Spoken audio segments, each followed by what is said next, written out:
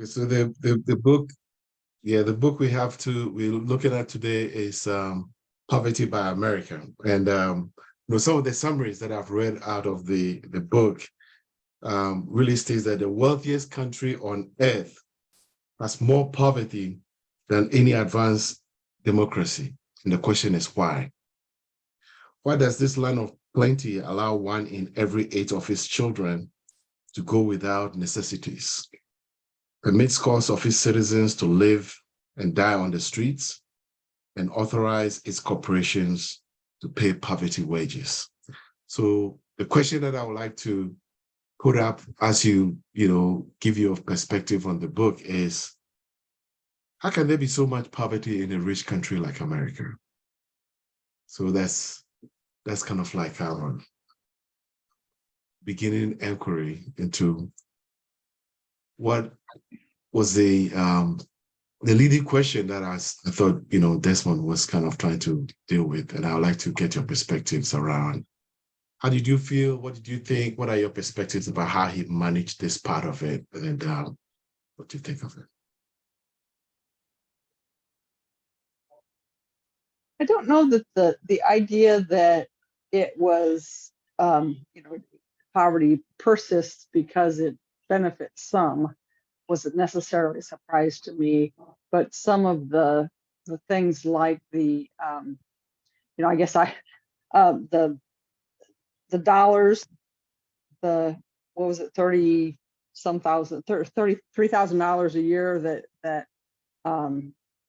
middle class and upper class people get in government programs is more than what lower income people get. But the way things are described makes us, and I am assuming that at least some of you are in the same category as me, the money that I get from the government, not written as a handout, not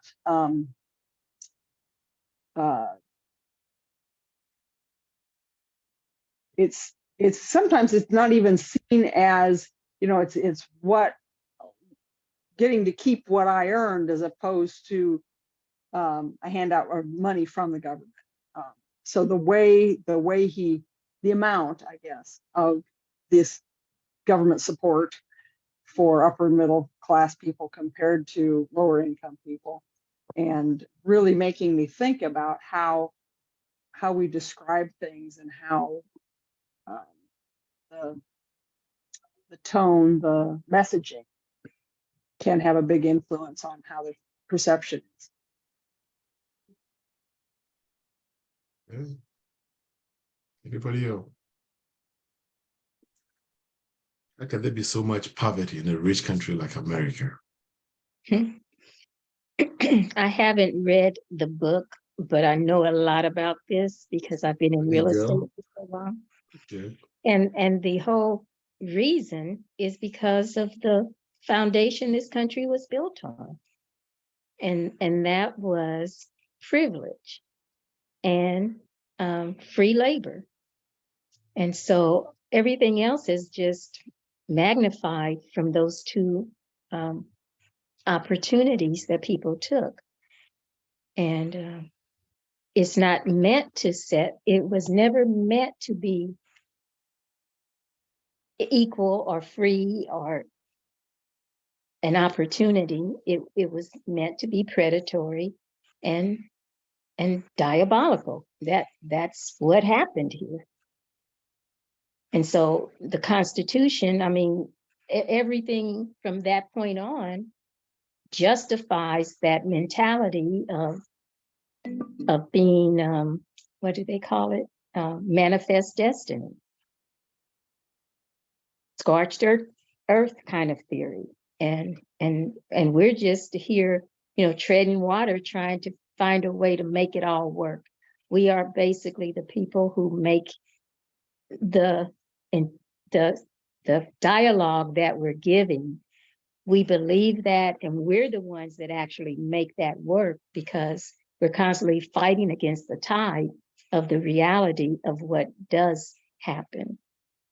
So that's why there's poverty, because it was supposed to be poverty. It was never supposed to be for everybody.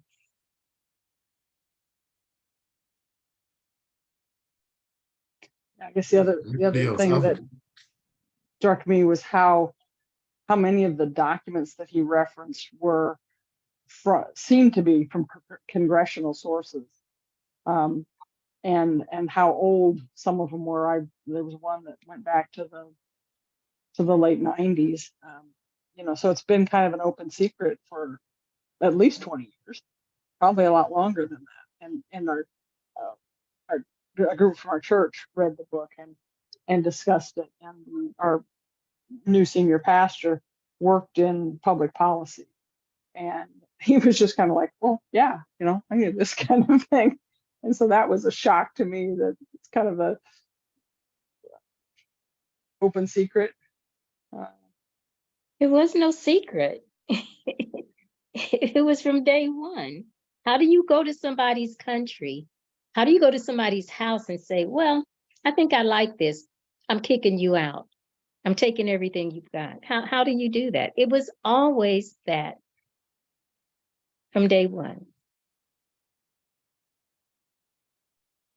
I guess the policies, I agree, the original founding of the country, but how that is continued when we say we've gotten past that. Oh, we've outlawed slavery, that's in our past, kind of thing. And how, I guess it's just my privilege showing that I didn't have to. That is your privilege, because Yeah. in reality, that has never been my reality. I remember I had encouraged my sons to go on a brother retreat, which they did, and they went to New Orleans and to the 6th ward, and they stood out because people were asking them, who are you and why are you here? Because everybody who was there on a vacation to see the devastation at that time. And they went to the Whitney plantation, and they were the only people of color in that tourist group. And some of the comments that folks was making, they were just astounded at. And so, everybody in the group wanted to say, well, that was so long ago, and those things don't happen now. And my oldest son said to them, my father is alive. He was held by a slave. And they thought that that was an impossibility. But it was true. My husband was held by a slave, which shows it wasn't that long ago. So none of this stuff has ever been not on the scene. People just have this cognitive dissonance that they just don't want to acknowledge it because it's an uncomfortable place to be.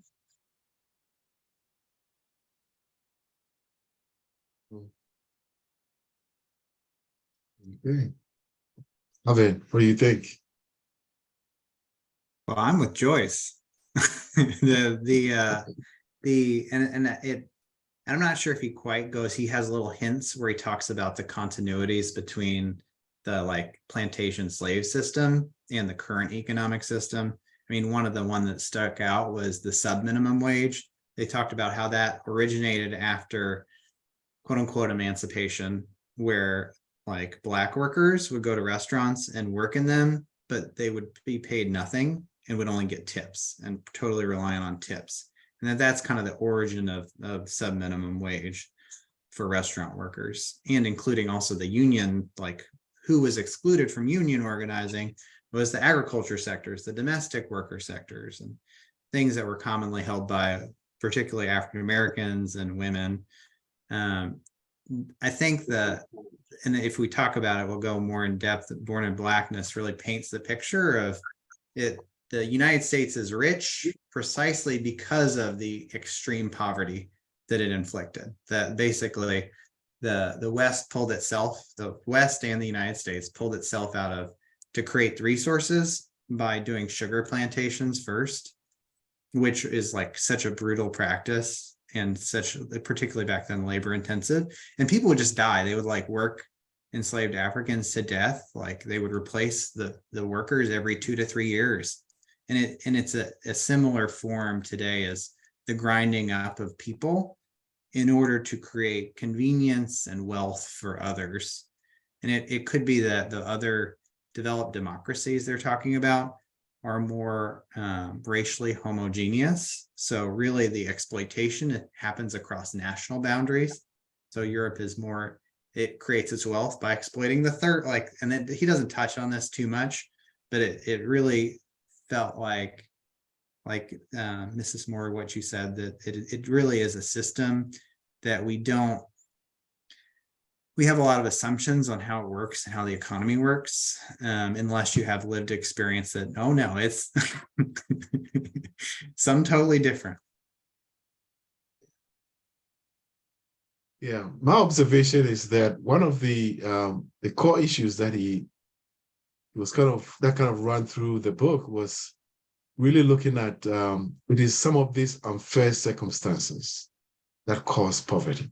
So it could be, talking about things to do with education, housing, and all the other issues that we tend to talk about as systematically created.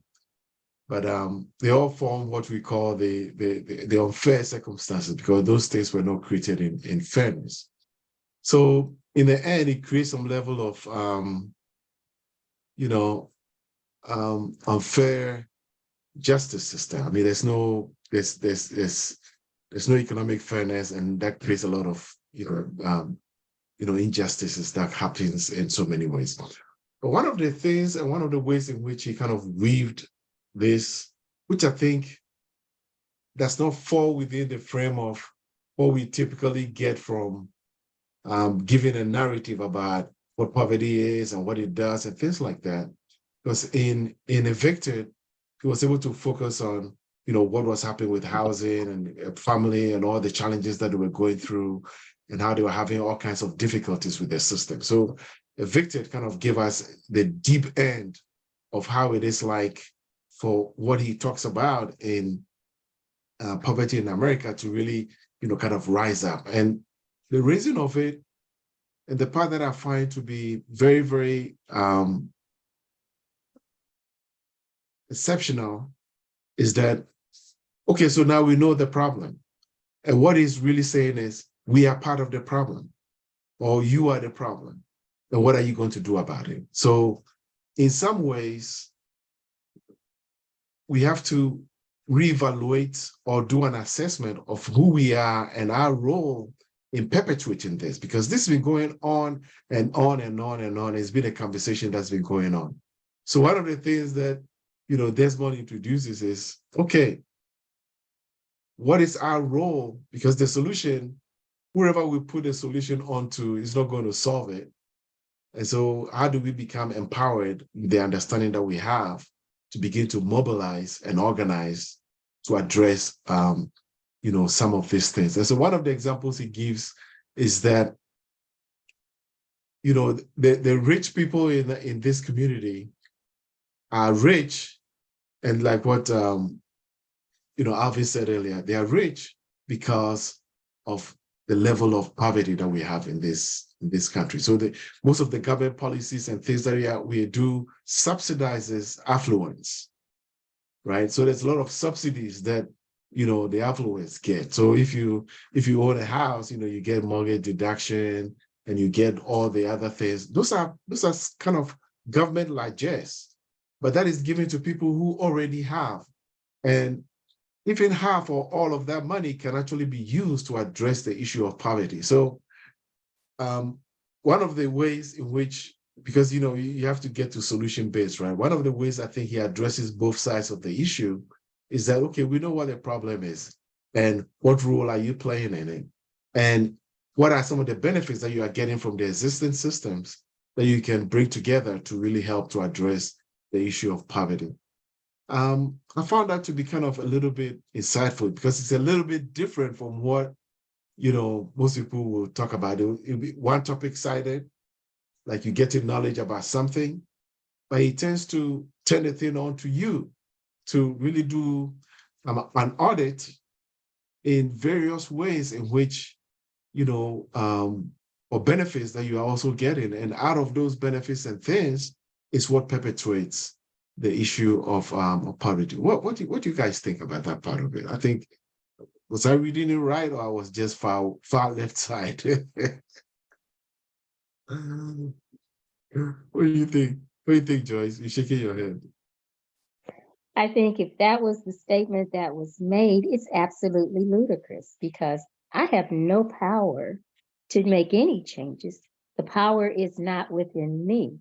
It's in the people as a whole, but we've been neutralized by corporate entities and corporate interests. And until we can take the government to be actually for and by the people, nothing's going to change because the government was created not for the people, but for the landowners and the rich. So any indication that I have the power to make any kind of change is absurd, because whenever we have as a people taken it upon ourselves to create wealth among ourselves, we've been flooded, bombed, blown up, fired, they destroy our successes. So you can't pull yourself up by your bootstraps when they take away your boots and your shoestrings. That's not for us to do. And then when you do that, when you do that, then what happens? Then we just get up, brush ourselves off, and try it again. All the progress that has occurred has been on our sweat, blood, and tears. But we're still, 3 steps forward, 4 steps back. Because once you make that progress, what's happening now is what happens. Oh, people are too educated. Let's take books out of there. We don't want them to know the truth. Let's start, banning books. Let's start taking away opportunities and freedoms. It's a cycle. And until the American public stands up and says enough, we're not going to let this happen again. And everybody needs an opportunity to be and say what we thought this experiment in democracy, a democratic republic is supposed to be. Nothing's going to change because it's all based on a lie. It's all based on untruths. And but something has to change. Something has to change, though, because the current situation, the current trend is not sustainable. Yeah, it's going to have to be a revolution. It's going to have to be a revolution from the people. Yeah. From which people? From the general public. Once they stop allowing this concept, man-made, created concept of race to keep being the subject of division, until that happens, because that wasn't even based on anything but greed and need, until that goes away, until people understand we're all of the human race, and we stop letting corporate and money make the decisions for the general masses, even to the benefit of our own health, even to the detriment of our own health. As far as what they put in our food and what kind of medicines they give us and the things they keep away from us. We eat food that they won't even sell overseas. We digest chemicals and substances they won't even sell overseas, all for the purpose of profit. Until that whole mentality changes, until people wake up, it's a movie. We have a problem. We have a problem unless we wake up. I acknowledge the fact that, you've not particularly read the book and you have so many other issues put into what he's saying. So I can see how you have so many issues raveled into that. And that's very legitimate. But if you have to stay on course with exactly what the book is saying and how we can digest the book, what he's really talking about here is in recognition of all the things that you've mentioned. and then the government policies, the structures that we build, and what it is created for us. And the question now is that, why is it that we can live in this wealthy nation and have this number of poor people? And the reason being that there are some things that we are supposed to do as individuals and human beings that we are not doing for each other and to each other. And so what is that going to be? At least, it's kind of like more inviting, acknowledging an issue and finding a level of invitation. Because usually when you have conversations around, race, equity, color, and all this, it creates divergent views. You see, and one of the ways in which you can be, one of the things that he kind of talks about is getting to a point of organizing, right? So how do you get to a point of organizing and creating some level of awareness to pay attention to the dissonance that is happening? Because we all say we want to have a good place to live, or we want to build a better place for the world. Okay, that's fine. But then in us trying to build a better place that everybody can live, what kind of dissonance do we feel? Say if you're moving from your home to go to downtown, you see a lot of homeless people and see other people, but what do you do about it? So the question is kind of putting the thing right in your face instead of just writing the research. If you get out from your home and you say you're going somewhere in town, you see homeless, okay, when you saw all those people, what could you do, or what could you have done or did not do that helps in perpetuating the solution to some of these issues? So it's like, what do you do for brother and sister? That becomes the biggest challenge as to we human. It's very easy to blame systems and blame, they have done theirs. We've been talking about that a lot. But one of the things that I found to be, and I would like some, pushback on that part, which is one of the things that I found kind of very interesting, is that in acknowledgement of all those things, he also pushes it up on the middle class, Republicans, libertarians, all those people say, well, you are also benefiting from this system of creating poverty. Because if we live in a country where there's this much wealth, there's not supposed to be this kind of poverty. So it is the responsibility of those, the affluents who are benefiting or have gotten some benefits from this system, to find ways to be their brother's keeper. And the way you do that is to give up some of the benefits that you have and make sure that the other people, it's a very, there's a fine way in which he's using his language without beginning to, using his language to, because one of the ways in which you can get people to compromise and generally discuss and organize around things, you have to give them a theme that they can all believe in and trust. You see, because there are divergent views. And I think he's trying to find a middle ground to help people to get in the attitude of creating a sense of collective belonging. Because we are in this together. You have your riches, you are living good and everything else, but you are suffering. It's kind of like an innocent form of suffering, because you can actually think that you are making so much in the midst of all these challenges that we have. So it becomes a challenge for all of us. What are you thinking, Janet, and what are you thinking, Arvin, on this aspect of trying to turn the thing onto us as individuals and the role that we can play to bring about or become poverty abolitionist? Basically, that's where we are headed to right now. How do you become a poverty abolitionist in terms of your own individual behavior? Not the government, because he gives a lot of research about the government, about the systems that we have and how they have failed us and things like that. And then he's coming us to say, on an individual basis, what are some of the things that we are willing to give up so that we can help in the fight to eliminate or take away poverty altogether? Well, I think you named it. We have to at least offer to give up some.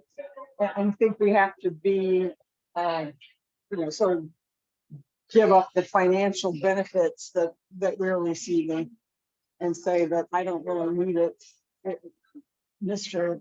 Elected Representative. that you should be helping these people because they need it more than I do.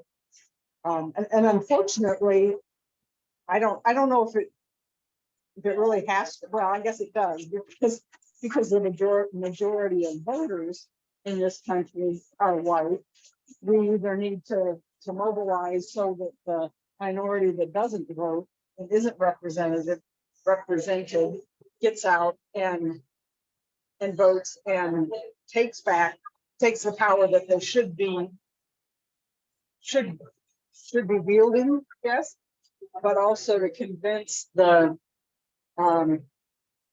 white folks like me that are dawning to understand their privilege, that they have a role in righting the wrongs.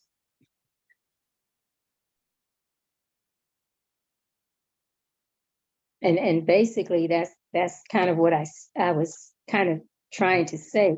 This isn't a problem that I can solve because it's not my problem. I have no power to solve this problem.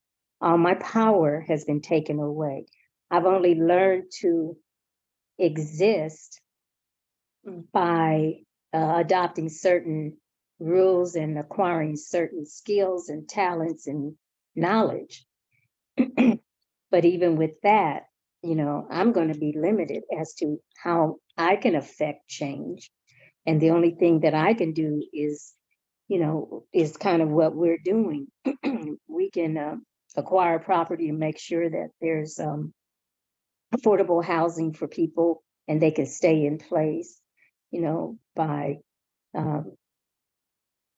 encouraging people not to be consumers of things that they don't need, but that's on a one-to-one personal level, and that's not going to be what makes the change that's going to take us where we need to be. It's not in my ball court, it's in the white people's ball court to make this change because they're the ones that have the power. Can we rely on them to just do it for us? If I'm they wanted to not do it or could do it, it would have been done already. That's the point. Are they willing to do that? Nobody had a problem when civil rights made it available for white women to advance in corporation. Nobody had a problem when we asked for civil rights, and everybody got civil rights. Right. Yet we worked, slaved, died, bled, and we're still suffering under the same situation. So that's why I say no matter what I do as an individual or what we do as a people, we're always going to be marginalized because everybody else is going to benefit before we do. Everybody else can get compensated before we do. Because when it's ever our turn, then the tide gets turned. Affirmative action is a great example of that. So it's not in my power. All I can do is affect my little corner of the world at this point. All I can do is have dialogues and give people my experience, the benefit of my experiences and insights. But as far as making that revolutionary change, that's all on white folks because they're the ones that created this. They're the ones that have the power. They're the ones that take the power and they don't give it to us. So that's just how that has been my experience. That has been my well, we won our freedoms not through administrative work, but from a moral argument perspective. So, if you look at, things to do with the civil rights and all, we use moral arguments to actually make the case. And I think one of the things that Despond Matt does is, providing some instruments and some tools to begin to make a moral case as to why, we can have this land of plenty and have this poverty, and we should not pretend it does not exist, but address it in such a way that everybody will be satisfied with the outcome. It's a big challenge. I don't think he has the answer to it or the solution to it. He doesn't. He doesn't. Tax would be one of the ways to do that, where everybody is taxed based upon the percentages of what they make. So if I'm paying 35 or 40% in taxes, then Right. billionaires should pay 30 or 45% in taxes. That sounds so Exactly. fun. That's right, but it's not. So it's not. So it is. You see, yes, you didn't read the book, but you're actually giving us some good nuggets over here. So the tax base is one of the best ways to deal with these issues. And if you look at our politics right now in terms of Democrats and Republicans, this is the big issue that we are faced with at this point. And so what we need to do is kind of organize people, give them the awareness as to what all these things mean, and begin to take collective action. So before you get in a point where you can take any kind of collective action, you have to understand what the issue is. You have to understand all the things that have been put out there to make it difficult for you to move. And so once you begin to generate some empathy and understanding around what the real issue is, that is where you galvanize efforts to see that this is not right and make your moral argument as to why that should be changed. But as much as I agree with you, leaving the thing to the oppressor to change it is going to be a very difficult one. So the question is, how do we position ourselves based on education, understanding, and appreciation of what the issue is, and create a level of collective belonging about this issue? Say poverty hurts us whether we like it or not, or whether we appreciate it or not. And what we need to do is to eliminate it. And to do that, we all have to play a role in doing it. I mean, people have we all don't earn the same amount of money. Some are earning 50, 20, 70, 80, a million. Well, yeah, as much as you're earning, you pay an equal amount of tax and revenue to make sure that we address what is happening here. Because even the rich people, what they tend to do when they go to the grocery store, they want to buy cheap stuff. They want to go to Amazon and do sales and buy cheap stuff. But at the same time, the workers who are doing those things, they want to really reduce their pay. So, I mean, how can you begin to cut people's pay at the bottom, and then you go to the shop, you buy in the stuff, and you want it cheap, So there's a lot of disjoint in the way we've set up. So it says we should spend less time talking about our capitalist system and what it does or whatever it does, and begin to talk about the robbers and the robbed. Because that would be a good conversation to start having. Because when we talk about capitalism, it's like success, this, stock market, blah, blah, blah. Right. But how about the robbers and those who are robbed? You see, as a result of some of these things. So one of the things that I found coming out of this is just providing some understanding of what the issue is. And based on understanding the issue, it's like, okay, these are the things that you can really galvanize people around to believe in and begin to bring about the change, because it's going to start with understanding first of all, and see that whether you have it or you don't have it, we are all in this together. Because you use the word human race, we've created all these things that are making it difficult for us. So how do we get back to our own humanity? You do that with moral arguments. Alvin, I know you're thinking. Alvin, I know you're thinking. What are you thinking about here in terms of this book? Moral arguments have never gotten us anything because they change the diet We got civil rights through moral that argument. we have to vote on every 25 years to keep. Well, yeah, I know. I just add into Mrs. Moore's point, and the civil rights, also the various revolts in cities across, people would call it riots, but there were both economic forces through boycotts and also things that really affected the bottom line, and the fear that the whole society was going to get turned over unless they were able to appease people enough to calm down and not burn it all down. That's right. And you do that through organizing. Yeah. You do that through organizing. Freedoms are won through movements and revolts. Well, you have to, well, I think we are talking about the same thing anyway, just different language. Yeah.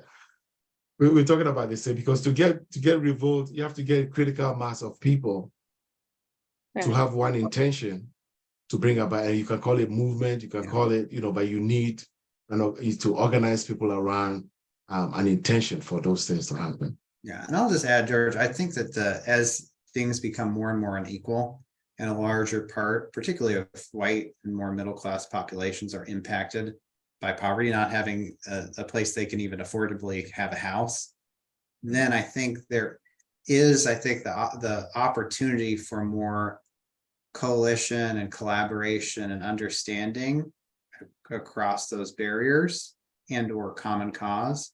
But I do think that what Mrs. Moore points to is the insanity of racism.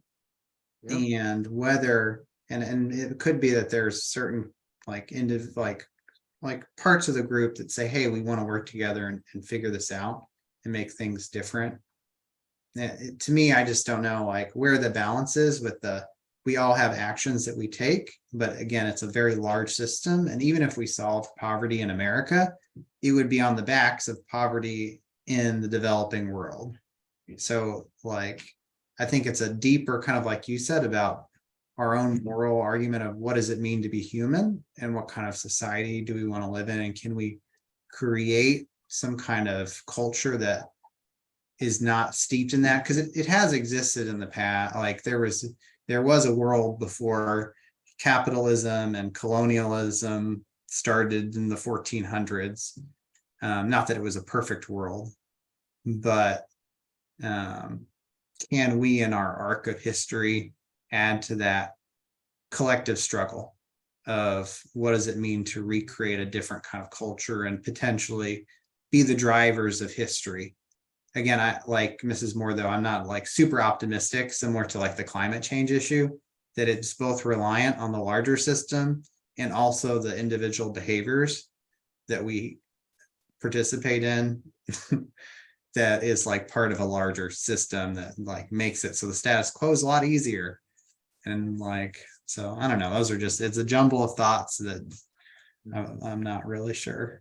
I mean, I could see there's opportunity and also deep challenges.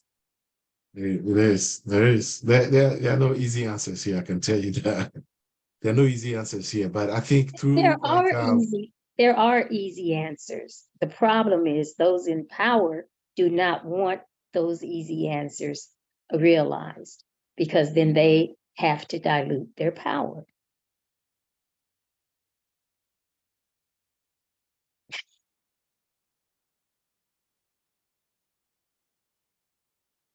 So then what do we do? Like I said, nothing changes without friction. Nothing changes without somebody being uncomfortable or fed up. And the only way this is ever going to change is and it can be a peaceful, I mean, there's a possibility of a peaceful revolt. It hasn't happened that many times in the world, but, maybe will be that time where it does, but there's just going to have to be a complete turning of what has occurred in the last 400, 500 years. Because that isn't democracy, that isn't equity, and it's not sustainable.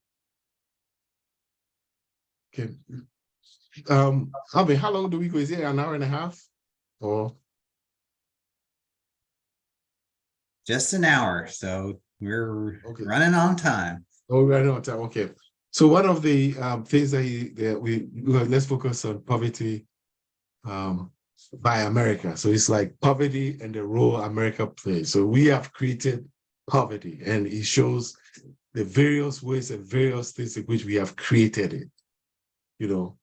Whether it's through housing, whether it's through education, whether it's through work, whether it's through all these things we talk about, this structural racism thing that has been set up to benefit them. It was set up to benefit one against the other. And the consequences of all this is that we've created poverty in the midst of all this wealth. I mean, that's the bottom line of what the conversation is. So one of the things he suggests is we have to be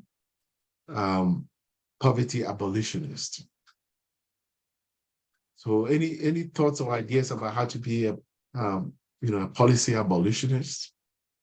Because there's a challenge to the book, and that's it's not just talking about it. It's like, look, this is like you talk about something where this is how you become an anti-racist.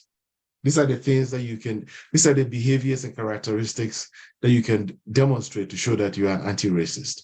Okay, so if you say poverty is bad and it really it's really not benefiting anybody and we are all suffering as a result, how do you become a poverty abolitionist? I think it's already Any thoughts happening. about that?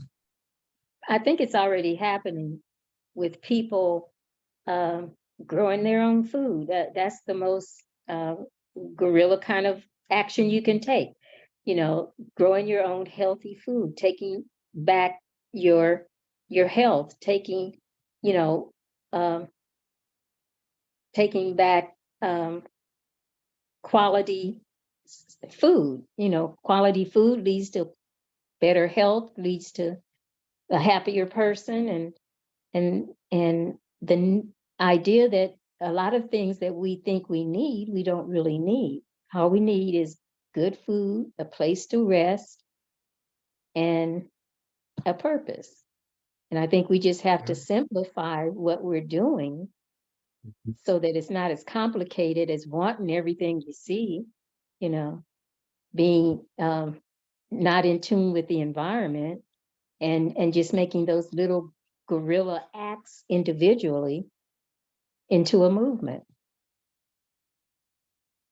Yeah, one of the things that he mentions about being poverty abolitionist is really connecting families to all the benefits that are available to them, because we've stigmatized. They say, well, welfare queen, you are this, you are this. We've stigmatized even poor families who need help.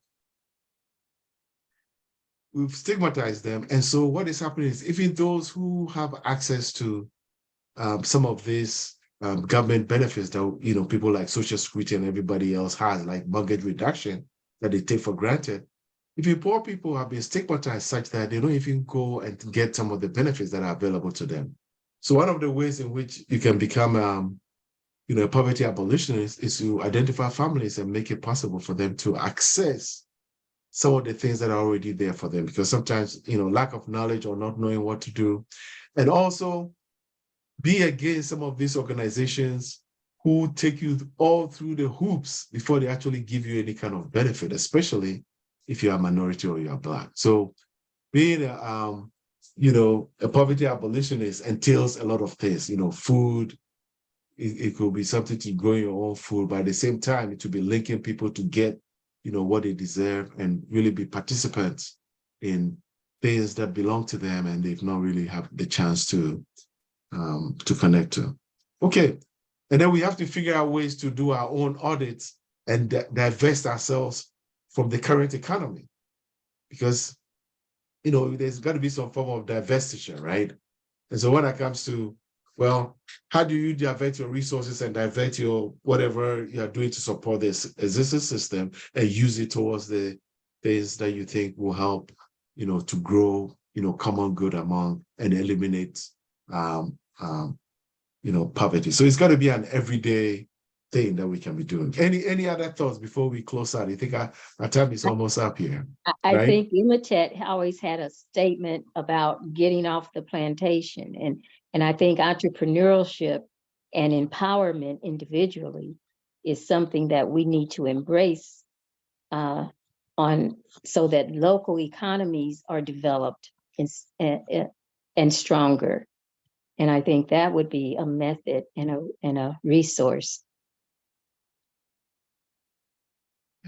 Yeah. So, I mean, since we don't have much time left, I think I'm going to just go around and get a feel for, everybody's perspective, and then we can close out.